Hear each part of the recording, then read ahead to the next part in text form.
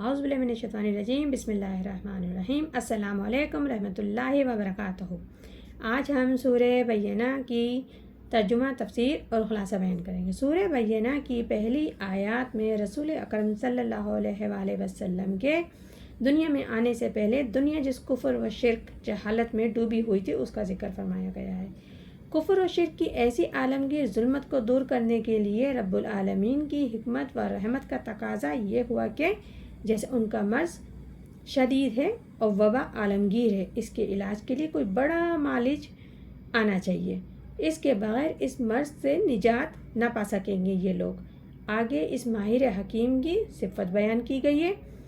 इस मालिज से मुराद अल्लाह ताला का वो रसूल अज़ीम है जिनकी अज़मत व शान का बयान हुआ है और कुरान करीम की चंद अहम सिफ़ात का बयान फरमाया गया है। इरशाद रब्बानी है, लम यकुनल्लज़ी कफ़रू मिन अहलिल किताब वल मुशरिकीन मुनाफ़िकीन हत्ता तातीहुमुल बय्यिना। न थे वो लोग जो मुनकिर हैं और अहले किताब और मुशरिक बाज आने वाले नहीं, यहाँ तक के पहुँचे उनके पास खुली किताब। रसूल मिनल्लाह यतलू सुहाफ़न मुत्तहरात, एक रसूल अल्लाह का पढ़ता हुआ वर्क पाक। फ़ीहा कुतुबुन क़य्यमा, उसमें लिखी हैं मज़बूत किताबें। बयान यानी कि जो अहले किताब और मुशरिकीन हैं उनमें से जो काफिर थे वो अपने कुफ्र से हरगिज़ बाज ना आने वाले थे जब तक कि उनके पास कोई वाज़ा दलील ना आती, यानी अल्लाह ताला का एक रसूल जो उनको पाक सहीफ़े पढ़ कर सुना दे। मतलब उनके कुफ़ार, उन काफिरों के कुफ्र का आलम यह था कि वो किसी अज़ीम रसूल के उन पर आने की कोई तवक्का न रखते थे। इसीलिए अल्लाह ताला ने आप सल्लल्लाहु अलैहि वसल्लम को कुरान देकर फरमाया कि जाओ उनके पास और उनको ख़बर दो कि वो इसको गनीमत जाने और इस पर ईमान ले आएँ, क्योंकि उन अहले किताब को उनकी किताबों में यही हुक्म हुआ था कि कुरान और रसूल अकरम सल्लल्लाहु अलैहि वसल्लम दुनिया में तशरीफ़ लाएंगे और उनको उन पर ईमान लाना है। और यही तालीम कुरान की है। एक रसूल हैं जो अल्लाह की जानिब से जो अल्लाह की तिलावत करते हैं वो पाकीज़ा औराक की, और वो पाकीज़ा औराक में लिख क्या है, वो बड़ी मज़बूत किताबें हैं, अहकाम इलाही हैं अल्लाह के, और ये हैं वो बड़ी, और ये है वो बड़ी खुली रोशन दलील। इसके बाद कोई शक और शुबा नहीं रहना चाहिए। आगे इरशाद होता है, वला तफ़र्रक़ुल्लज़ी ऊतुल किताब इल्ला मिन बाद मा जाअतहुमुल बय्यिना, और वो जो फूट पड़ी अहले किताब में सो जबकि आ चुकी उनके पास खुली दलील।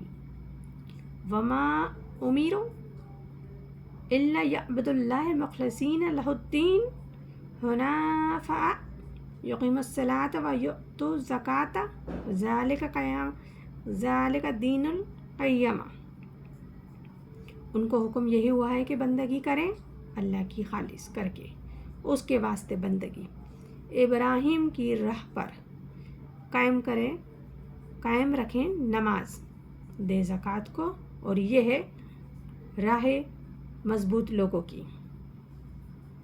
यानी कि कुरान और नबी करीम सल्लल्लाहु अलैहि वसल्लम की नबूवत से तमाम अहले किताब पहले मुत्तफ़िक थे, क्योंकि उनकी किताबों में रसालत और नबूवत आप सल्लल्लाहु अलैहि वसल्लम पर कुरान नाजिल होने का ख़ास ज़िक्र था, और वो आपके दुनिया में आने के मुंतज़िर भी थे, मगर जब आप दुनिया में तशरीफ़ लाए तो वो मुनकिर हो गए। पहले भी जब उन लोगों को किताब दी गई थी जब भी उन्होंने बहुत तफ़रक़ा पैदा किया था और बहुत से फ़िरक़ों में हिस्सों में बढ़ गए थे।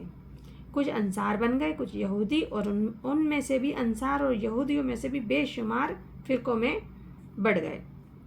लेकिन अब जो उनके पास रोशन दलील आ चुकी है तो अब अगर वो तफ़रक़ा पैदा करते हैं और मुख्तलिफ़ फ़िरक़ों में बढ़ते हैं और हुक्म की कबूल नहीं करते हुक्म को, तो उस जुर्म के मुकम्मल तौर पे सज़ावार हो जाएंगे। اور ان کو یہی حکم ہوا ہے کہ وہ عبادت کریں خاص اللہ کی، اپنی اطاعت کو خالص کر لیں صرف اللہ کے لیے۔ یہ نہ ہو کہ عبادت کریں اللہ کی اور باقی کام اپنی نفس کی خواہش کے مطابق کر رہے ہوں۔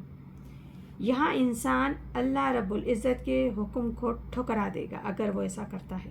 جیسے مثال کے طور پہ کاروبار کر رہے ہیں تو اس میں حلال اور حرام کا کوئی امتیاز نہ رکھے، بس کاروبار کرنے میں مگن لگا رہے وہ، تو یہ بندگی نہ ہوگی۔ بندگی وہ ہے جو یکسوئی کے ساتھ پوری زندگی اللہ کے قانون کے مطابق ہو، تو پھر عبادت قبول ہوگی۔ نماز قائم کریں کیونکہ نماز بہت سی برائیوں سے محفوظ رکھتی ہے۔ زکوٰۃ دیں، زکوٰۃ جب دی جاتی ہے تو مال پاک و صاف ہو جاتا ہے، اور یہی ہے بندگی، اور یہی مضبوط رہا ہے مضبوط لوگوں کی، اور یہی سیدھا دین ہے اور ہمیشہ کا دین حق ہے۔